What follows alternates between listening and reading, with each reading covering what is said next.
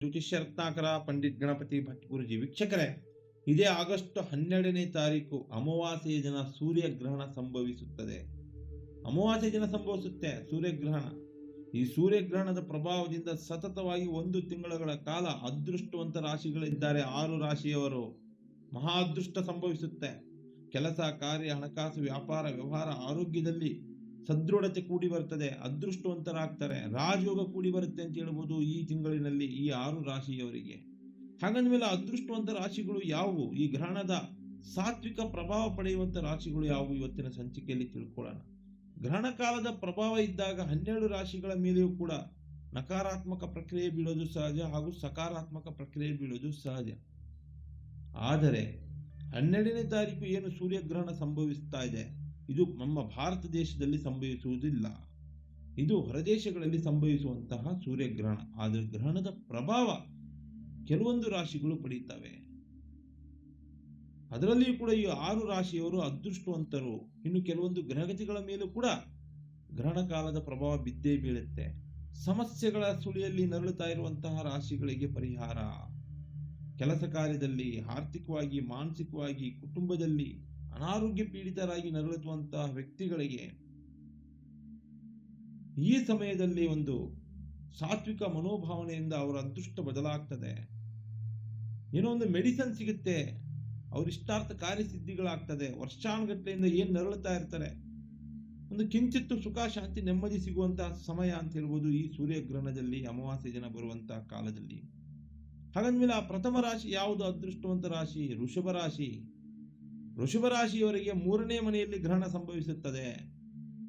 3ನೇ ಮನೆಯಲ್ಲಿ ಗ್ರಹಣ ಸಂಭವಿಸುವುದರಿಂದ ಶುಭ ಫಲ ಕಾಣ್ತಿರೋ ವೃಷಭ ರಾಶಿಯವರು ಯಾವ್ದ್ರಲ್ಲಿ ಕೆಲಸ ಕಾರ್ಯದಲ್ಲಿ ಅಭಿವೃದ್ಧಿ ಆಗುತ್ತೆ, ವಿದೇಶ ಯೋಗ ಕೂಡಿ ಬರುತ್ತೆ, ಮಾನಸಿಕ ಮತ್ತು ದೈಹಿಕ ನೆಮ್ಮದಿ ಸಿಗುತ್ತೆ, ಹೊಸ ಹೊಸ ಹೂಡಿಕೆಗಳನ್ನ ಮಾಡ್ತಾರೆ, ಇನ್ವೆಸ್ಟ್ಮೆಂಟ್ ಮಾಡ್ತಾರೆ. ಈ ತಿಂಗಳಲ್ಲಿ ಅವರು ಒಳ್ಳೆ ರೀತಿಯಲ್ಲಿ ಲಾಭ ಪಡಿತಾರೆ, ಉದ್ಯೋಗದಲ್ಲೇ ಬಡ್ತಿ ಸಿಗುತ್ತೆ, ಕರ್ಮಸ್ಥಾನದಲ್ಲಿ ಅಭಿವೃದ್ಧಿ ಆಗುತ್ತೆ, ಏನೇ ಕರ್ಮ, ಪಾಪ, ಶಾಪ, ದೃಷ್ಟಿಗಳಿದ್ರೂ ದೂರ ಆಗುತ್ತೆ ಅಂತ ಅರ್ಥ.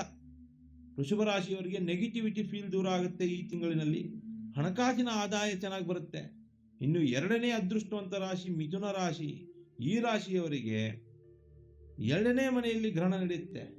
ಆದರೆ 2ನೇ ಮನೆಯಲ್ಲಿ ಗ್ರಹಣ ನಡೆಯೋದ್ರಿಂದ ಲಾಭ ನಷ್ಟ ಸರಿಸಮವಾಗಿ ತೆಗೆಯುವಂತ ಸಮಯ ಅಂತ ಹೇಳ್ಬೋದು. ಲಾಭನೂ ಬರ್ಬೋದು, ನಷ್ಟನೂ ಬರ್ಬೋದು. ಜಾಗೃತಿಯಾಗಿರಬೇಕು. ಯಾವ ವಿಚಾರದಲ್ಲಿ? ಪ್ರಥಮವಾಗಿ ಹಣಕಾಸಿನ ವಿಚಾರದಲ್ಲಿ ನೀವು ಜಾಗೃತಿಯಾಗಿರಿ, ಶಿಕ್ಷಣದಲ್ಲಿ ಜಾಗೃತಿಯಾಗಿರಿ, ವಿದ್ಯಾಭ್ಯಾಸದಲ್ಲಿ ಅತಿಯಾದ ಆತ್ಮವಿಶ್ವಾಸ ಇಟ್ಕೋಬೇಡಿ, ಒಳ್ಳೆಯದಲ್ಲ. ಈ ಕೆಲವೊಂದು ವಿಚಾರದಲ್ಲಿ ನೀವು ಜಾಗೃತಿ ಇರಬೇಕಷ್ಟೇ. ಆದ್ರೆ ನಿಮಗೆ ಬರುವಂತಹ ಲಾಭಗಳು ಯಾವುವು? ಭಾಗ್ಯಸ್ಥಾನದ ಅಭಿವೃದ್ಧಿ. ಭಾಗ್ಯಸ್ಥಾನದ ಅಭಿವೃದ್ಧಿ ಅಂದ್ರೆ ಧನಪ್ರಾಪ್ತಿ, ಹಣಕಾಸಿನ ಆದಾಯ ಹೆಚ್ಚಿಗೆ ಆಗ್ತದೆ, ನಿಂತು ಹೋದ ಕೆಲಸ ಕಾರ್ಯಗಳು ಪೂರ್ಣ ಆಗ್ತವೆ. ವರ್ಷಾನುಗಟ್ಟಲೆಯಿಂದ ನೀವೇನಾದ್ರೂ ಕೆಲಸ ನಿಂತು ಹೋಗಿದ್ರೆ ಆ ಕೆಲಸಗಳು ಪೂರ್ಣ ಆಗುವಂತಹ ಸಮಯ ಮಿಥುನ ರಾಶಿಯವರಿಗೆ. ಮತ್ತೆ ಹಳೆಯ ಹೂಡಿಕೆಗಳನ್ನ ಮಾಡಿರ್ತೀರ, ಯಾವಾಗೋ ಒಂದ್ಸಲ ಇನ್ವೆಸ್ಟ್ಮೆಂಟ್ ಮಾಡಿರ್ತೀರ. ಆ ಇನ್ವೆಸ್ಟ್ಮೆಂಟ್ ಮಾಡಿರುವಂತಹ ಹಣ ಈ ಸಮಯದಲ್ಲಿ ನಿಮಗೆ ಬರ್ತದೆ. ಆಗಸ್ಟ್ ತಿಂಗಳಲ್ಲಿ ನಿಮ್ ಕೈ ಸೇರುತ್ತೆ. ಯಾರೋ ಸಾಲ ಕೊಟ್ಟಿರ್ತೀರ, ಅವ್ರು ತಂದು ಕೊಡುವಂತಹ ಸಮಯ ಅಂತ ಹೇಳ್ಬೋದು. ಇನ್ನು ಹೆಣ್ಣು ಮಕ್ಕಳಿಗೆ ಆರೋಗ್ಯದ ಸಮಸ್ಯೆಗೆ ಪರಿಹಾರ ಸಿಗುತ್ತೆ. ಮಿಥುನ ರಾಶಿಯ ಹೆಣ್ಣು ಮಕ್ಕಳು ಅನಾರೋಗ್ಯ ಪೀಡಿತರಾಗಿದ್ರು ಕೂಡ ಆರೋಗ್ಯದ ಸಮಸ್ಯೆ ಸುಧಾರಣೆ ಕಾಣುತ್ತೆ ಈ ಸಮಯದಲ್ಲಿ. ಇನ್ನು 3ನೇ ರಾಶಿ ಬಂದು ಕನ್ಯಾ ರಾಶಿ. ಕನ್ಯಾ ರಾಶಿಯವರಿಗೆ 11ನೇ ಮನೆಯಲ್ಲಿ ಗ್ರಹಣ ಗೋಚರಿಸುತ್ತೆ. 11ನೇ ಮನೆಯಲ್ಲಿ ಗ್ರಹಣ ನಡೆಯೋದ್ರಿಂದ ಅದೃಷ್ಟದ ಸಮಯ ಬಂತು. ಅದೃಷ್ಟದ ಸಮಯ ಯಾರಿಗೆ? ಕನ್ಯಾ ರಾಶಿಯವರಿಗೆ. ನಿಂತು ಹೋದ ಶುಭ ಕಾರ್ಯಗಳು, ಮದುವೆ ನಿಶ್ಚಯ ಆಗಿರುವಂತಹ ಕಾರ್ಯಗಳೆಲ್ಲ ನಿಂತು ಹೋಗಿದ್ರೆ ಆ ಕಾರ್ಯಗಳು ನೆರವೇರುವಂತಹ, ಶುಭ ಕಾರ್ಯ ನೆರವೇರುವಂತಹ ಸಮಯ ಕನ್ಯಾ ರಾಶಿಯವರಿಗೆ. ಭೂಮಿ, ಜಮೀನು, ಕಟ್ಟಡ ಖರೀದಿಯ ಸಮಯ ಅಂತ ಹೇಳ್ಬೋದು. ಮತ್ತು ವಿಶೇಷವಾಗಿ ಸಂತಾನದ ಸಮಸ್ಯೆಗೆ ಪರಿಹಾರ ಸಿಗುತ್ತೆ ಕನ್ಯಾ ರಾಶಿಯವರಿಗೆ. ತಿಳ್ಕೊಂಬಿಡಿ, ವರ್ಷಾನುಗಟ್ಟಲೆ ಆಗಿದೆ, ಮದುವೆ ಆಗಿ ಸಂತಾನ ಆಗ್ತಾ ಇಲ್ಲ ಅಂದ್ರೂ ಕೂಡ ಗ್ರಹಣದ ಪ್ರಭಾವದಿಂದ ಅವರ ಅದೃಷ್ಟ ಬದಲಾವಣೆ ಆಗ್ತದೆ. ಶುಭ ಗ್ರಹಗಳ ಸಂಯೋಗದಿಂದ ಸಂತಾನ ಪ್ರಾಪ್ತಿಗೆ ಒಳ್ಳೆ ಸಮಯ ಸಿಗುತ್ತೆ ಇವರಿಗೆ ಅಂತ ಹೇಳ್ಬೋದು. ಮತ್ತೆ ಮನಸ್ಸಿನ ಬೇಡಿಕೆಗಳೆಲ್ಲ ಈಡೇರುತ್ತವೆ, ಮಾನಸಿಕ ಚಿಂತೆ ದೂರ ಆಗುತ್ತೆ, ದರಿದ್ರ ದೌರ್ಭಾಗ್ಯವೂ ಕೂಡ ದೂರ ಆಗುತ್ತೆ ಕನ್ಯಾ ರಾಶಿಯವರಿಗೆ ಸೂರ್ಯಗ್ರಹಣದ ಪ್ರಭಾವದಿಂದ. ಇನ್ನು 4ನೇ ರಾಶಿ ಯಾವುದು? ತುಲಾ ರಾಶಿ. ತುಲಾ ರಾಶಿಯವರಿಗೆ ಕರ್ಮಸ್ಥಾನ 10ನೇ ಮನೆಯಲ್ಲಿ ಗ್ರಹಣ ಸಂಚಾರ ನಡೀತಾ ಇದೆ. 10ನೇ ಮನೆಯಲ್ಲಿ ನಡೆಯುತ್ತಿರುವುದರಿಂದ ಅತ್ಯುತ್ತಮವಾದ ಫಲವಿದೆ. ತುಲಾ ರಾಶಿಯವರಿಗೆ ನಿರುದ್ಯೋಗ ದೂರ ಆಗುತ್ತೆ. ಏನೋ ಕೆಲಸ ಇಲ್ಲ ಅಂತ ಕಾಯ್ತಾ ಇದ್ರೆ ಒಳ್ಳೆ ಕೆಲಸ ನಿಮ್ಗೆ ಸಿಗುತ್ತೆ, ಪ್ರಮೋಷನ್ ಆಗ್ತದೆ, ಟ್ರಾನ್ಸ್ಫರ್ ಆಗ್ತದೆ, ಆಸೆಗಳು, ಸ್ಥಳ ಬದಲಾವಣೆಯಾಗಿ ಬೇರೆ ಕಡೆ ಕೆಲಸ ಹುಡುಕಬೇಕು ಅಂದ್ರೂ ಸಿಗುತ್ತೆ. ಮತ್ತು ಸರ್ಕಾರಿ ಉದ್ಯೋಗಸ್ಥರಿಗೆ ಮತ್ತು ಖಾಸಗಿ ಉದ್ಯೋಗಸ್ಥರಿಗೆ ಮೇಲಧಿಕಾರಿಗಳಿಂದ ಏನಾದರೂ ಸಣ್ಣ ಪುಟ್ಟ ತೊಂದರೆ ತಾಪತ್ರಯಗಳು ಅಥವಾ ಮಾನಸಿಕ ದೈಹಿಕ ಹಿಂಸೆಗಳಾಗ್ತಾ ಇದ್ರೆ ಅವರ ಕಿರುಕುಳ ಈ ಒಂದು ಸಮಯದಲ್ಲಿ, ಸೂರ್ಯಗ್ರಹಣದ ಸಮಯದಲ್ಲಿ ದೂರ ಆಗುತ್ತೆ. ಗ್ರಹಣದ ಪ್ರಭಾವದಿಂದ ತುಲಾರಾಶಿಯವರಿಗೆ ಧನಲಾಭ ಇದೆ ಮತ್ತು ಸಾಲಬಾಧೆಯಿಂದ ಮುಕ್ತರಾಗ್ತೀರಾ ಈ ತಿಂಗಳಲ್ಲಿ ತುಲಾರಾಶಿಯವರು. ಇನ್ನು 5ನೇ ರಾಶಿ, ಅದೃಷ್ಟವಂತ ರಾಶಿ ವೃಶ್ಚಿಕ ರಾಶಿ. ಈ ವೃಶ್ಚಿಕ ರಾಶಿಯವರಿಗೆ ಗ್ರಹಣದ ಫಲ ಹೇಗಿದೆ ಅಂದ್ರೆ ಲಾಭ ಮತ್ತು ನಷ್ಟ ಸರಿಸಮವಾಗಿದೆ. ವೃಶ್ಚಿಕ ರಾಶಿಯವರಿಗೆ ಈ ಸಮಯದಲ್ಲಿ ನೀವು ಜಾಗೃತಿಯಾಗಿರುವಂತಹ ಸಮಯ ಯಾವುದಪ್ಪ ಅಂತ ಹೇಳಿದ್ರೆ ಮಧ್ಯಸ್ಥಿಕೆ ವಹಿಸ್ಕೊಳ್ಳೋದು. ನಾನೇ ಮಾಡ್ತೀನಿ, ನಿಮ್ಮಿಬ್ಬರು ಜವಾಬ್ದಾರಿ ನಾನೇ ತೊಗೊಂತೀನಿ, ನನ್ನ ಮೇಲೆ ಇನ್ವಾಲ್ವ್ಮೆಂಟ್ ಆಗಲಿ, ನಂದೇ ನಡಿಬೇಕು ಅಂತ ನೀವು ಮುಂದಾಳತ್ವ ತಗೊಂಡು ಮಧ್ಯಸ್ಥಿಕೆ ತಗೊಂಡ್ರೆ ತಪ್ಪಿತಸ್ಥರಾಗ್ತೀರಾ. ಎಚ್ಚರಿಕೆಯಿಂದಿರಿ ವೃಶ್ಚಿಕ ರಾಶಿಯವರು. ಕೆಲಸ ಕಾರ್ಯಗಳಿಗೋಸ್ಕರ ಯಾರಿಗಾದ್ರೂ ದುಡ್ಡು ಕೊಡ್ಲಿಕ್ಕೆ ಸಾಲವಾಗಿ ಹೋಗಬೇಡಿ ಮತ್ತು ತಗೊಳ್ಳೂಬೇಡಿ. ಯಾರಿಗಾದ್ರೂ ದುಡ್ಡು ಕೊಡ್ತೀನಿ ಸಾಲವಾಗಿ ಅಂತ ಮಾತು ಕೊಡಬೇಡಿ, ಅಪಮಾನಕ್ಕೀಡಾಗ್ತೀರಾ. ಸತ್ಯವಾಗಿ ಹೇಳ್ತೀನಿ ವೃಶ್ಚಿಕ ರಾಶಿಯವರು, ಇದ್ರ ಬಗ್ಗೆ ಸ್ವಲ್ಪ ಎಚ್ಚರಿಕೆಯಿಂದಿರಿ. ಇನ್ನು ನಿಮಗೆ ಭಾಗ್ಯಸ್ಥಾನದಲ್ಲಿ ಗ್ರಹಣ ನಡೀತಾ ಇದೆ.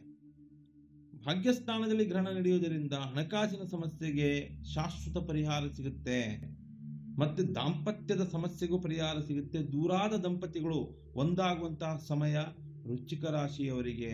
ಒಂದು ರೀತಿಯಲ್ಲಿ ಮಾನಸಿಕವಾಗೂ ಹಾಗೂ ದೈಹಿಕವಾಗೂ ಸುಖ ಶಾಂತಿ ನೆಮ್ಮದಿ ಸಿಗುತ್ತೆ ಮನೆಯಲ್ಲಿ ಅಂತ ಹೇಳ್ಬೋದು ವೃಶ್ಚಿಕ ರಾಶಿಯವರಿಗೆ. ಇನ್ನು 6ನೇ ಅದೃಷ್ಟವಂತ ರಾಶಿ ಕುಂಭರಾಶಿ. ಸಾಡೆ ಸಾತಿ ಶನಿಯ ಪ್ರಭಾವದಿಂದ ಹಿಂಡು ಹಿಪ್ಪೆ ಆಗಿರುವಂತಹ ರಾಶಿ ಕುಂಭರಾಶಿ. ಈ ಕುಂಭರಾಶಿಯವರಿಗೆ 6ನೇ ಮನೆಯಲ್ಲಿ ಗ್ರಹಣ ನಡೀತಾ ಇದೆ. ಗ್ರಹಣದ ಶುಭ ಫಲ ಹೇಗೆಂದ್ರೆ ವರ್ಷಾನುಗಟ್ಟಲೆಯಿಂದ ಕುಂಭರಾಶಿಯವರಿಗೆ ಅಪಮಾನಗಳು, ಅವಮಾನಗಳು ಸತತವಾಗಿ ಹೆಚ್ಚು ಕಮ್ಮಿ ಒಂದು 5-6 ವರ್ಷದಿಂದ ಬರೀ ಅಪಮಾನ, ಅವಮಾನ, ತೇಜೋವಧಿ, ಮಾನಸಿಕ ಹಾಗೂ ದೈಹಿಕ ಹಿಂಸೆಗಳಿಂದನೇ ಕೊರಗ್ತಾ ಇರ್ತಾರೆ ಕುಂಭರಾಶಿಯವರು ಈ ಸಮಯದಲ್ಲಿ. ಅಂತಹ ಸಮಯದಲ್ಲಿ ಈ ಗ್ರಹಣದ ಪ್ರಭಾವದಿಂದ ಸರ್ಕಾರಿ ಉದ್ಯೋಗಗಳು ಸಿಗೋ ಚಾನ್ಸ್ ಇದೆ ಕುಂಭರಾಶಿಯವರಿಗೆ. ಕುಟುಂಬದಲ್ಲಿ ಸುಖ ಶಾಂತಿ ನೆಮ್ಮದಿ ಬರುತ್ತೆ. ಕೆಲಸ ಕಾರ್ಯಗಳಲ್ಲಿ, ಉದ್ಯೋಗಗಳಲ್ಲಿ, ವ್ಯಾಪಾರದಲ್ಲಿ ಉತ್ತರೋತ್ತರಾದಿಯಾಗಿ ಅಭಿವೃದ್ಧಿ ಗಳಿಸುವಂತಹ ಸಮಯ. ಶತ್ರುಕಾಟದಿಂದ, ದೃಷ್ಟಿದೋಷದಿಂದ, ನಕಾರಾತ್ಮಕ ಶಕ್ತಿಗಳಿಂದ ದೂರ ಆಗ್ತೀರಾ ಕುಂಭರಾಶಿಯವರು.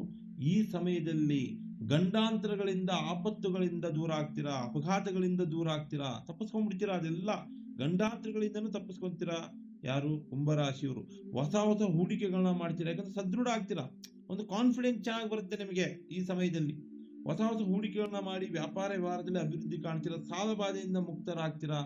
ಭೂಮಿ, ನಿವೇಶನ, ವಾಹನ ಖರೀದಿ ಯೋಗ ಕೂಡ ಕೂಡಿ ಬರ್ತದೆ ಸೂರ್ಯಗ್ರಹಣದ ಸಮಯದಲ್ಲಿ ಕುಂಭರಾಶಿಯವರಿಗೆ. ಈ 6 ಅದೃಷ್ಟವಂತ ರಾಶಿಗಳು ತಾಳ್ಮೆ, ಸಹನೆ, ಒಂದು ದೈವ ಸಂಕಲ್ಪನೆಯಿಂದ ಮತ್ತೆ ದೇವತಾ ಪೂಜಾರಾಧನೆಯಿಂದ ಈ ಗ್ರಹಣ ಕಾಲದ ಪ್ರಭಾವವನ್ನು ಪಡ್ಕೊಂಡ್ರೆ ನೀವು ಅದೃಷ್ಟವಂತರಾಗೋದ್ರಲ್ಲಿ 2 ಮಾತಿಲ್ಲ ವೀಕ್ಷಕರೇ. ಹಾಗೆ SR ಕನ್ನಡ ಟಿವಿ ಚಾನಲ್ ಅನ್ನು ಸಬ್ಸ್ಕ್ರೈಬ್ ಮಾಡ್ಕೊಳ್ಳಿ. ಒಳ್ಳೆ ಒಳ್ಳೆ ವಿಡಿಯೋಸ್ಗಳನ್ನ ಬಿಡ್ತಿರ್ತೀವಿ. ರಾಶಿ ನಕ್ಷತ್ರಗಳ ಬಗ್ಗೆ, ತಂತ್ರ ಮಂತ್ರಗಳ ಬಗ್ಗೆ, ಗ್ರಹಣ ಕಾಲಗಳ ಬಗ್ಗೆ ವಿಶೇಷವಾಗಿ ವಿಡಿಯೋಸ್ ಮುಖಾಂತರ ತಿಳಿಸ್ತಾ ಇರ್ತೀವಿ. ನಮ್ಮ ಚಾನಲ್ ಅನ್ನು ಸಬ್ಸ್ಕ್ರೈಬ್ ಮಾಡ್ಕೊಳ್ಳಿ.